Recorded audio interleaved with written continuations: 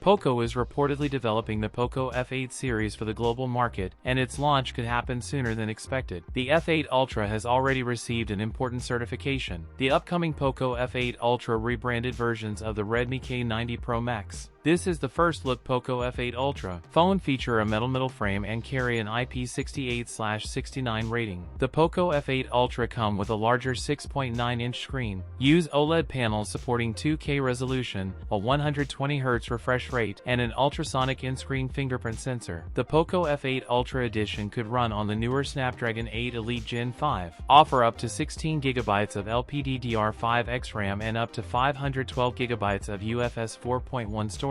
POCO F8 Ultra feature a 50-megapixel OmniVision Light Fusion 950 primary sensor, 50-megapixel ultra-wide 50-megapixel a 3.5x periscope telephoto lens, a 32-megapixel selfie shooter. The POCO F8 Ultra will include a 6,500 mAh battery. That's it for today's video. If you enjoyed it, don't forget to like, comment, and subscribe for more content. Thanks for watching, and I'll see you in the next one.